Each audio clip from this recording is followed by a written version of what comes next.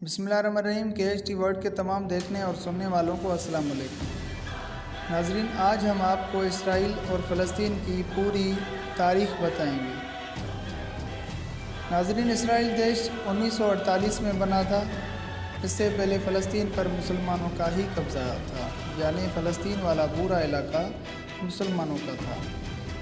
سال 1517 میں یہاں 98% مسلمان تھے، جبکہ 2% ہی یہودی تھے۔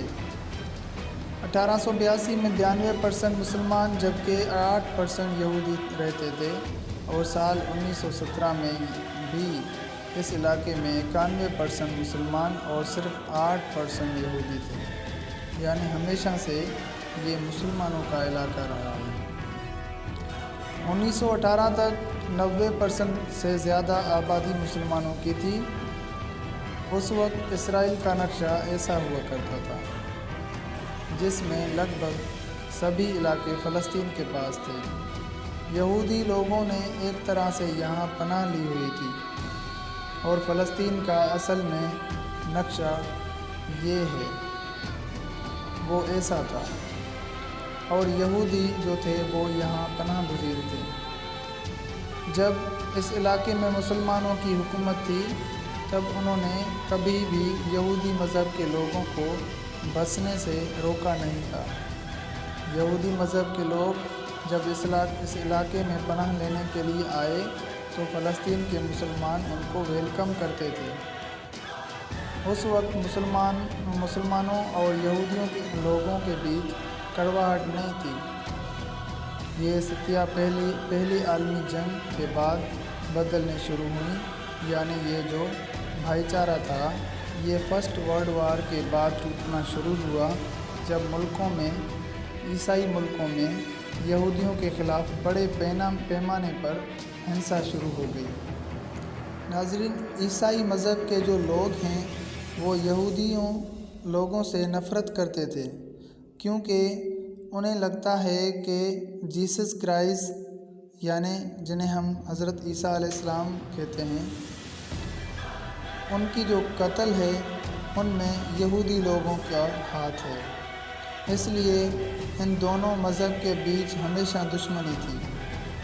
سال 1917 میں فلسطین میں جہاں یہودیوں کی آبادی صرف 8% تھی، وہی آبادی 1922 میں 11% ہو گئی۔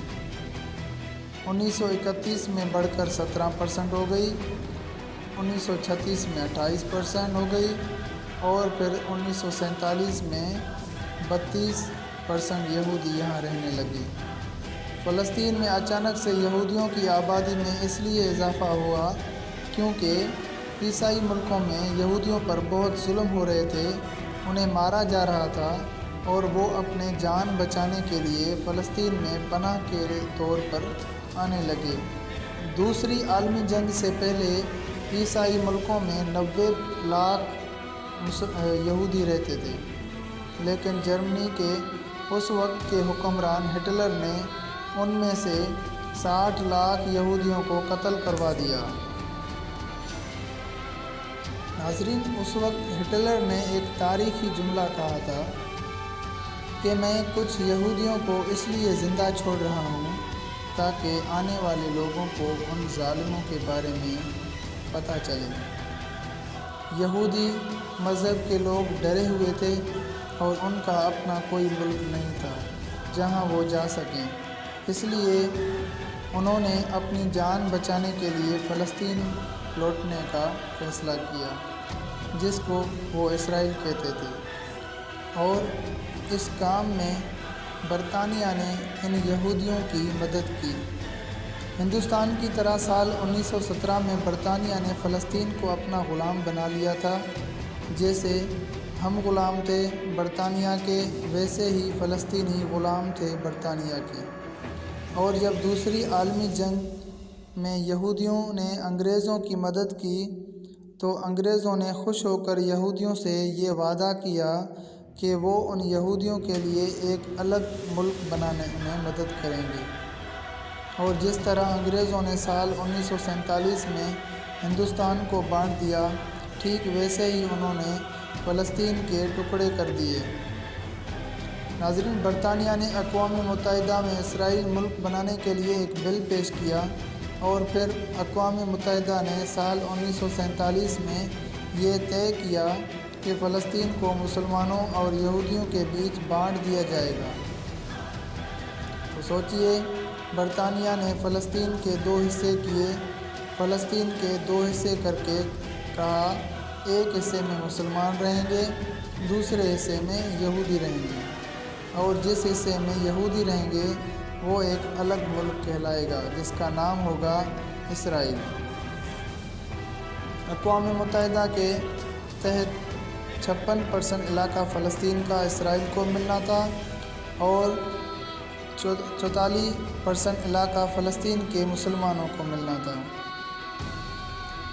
یہ تھا یونائیٹڈ نیشن کا پورا ارینجمنٹ۔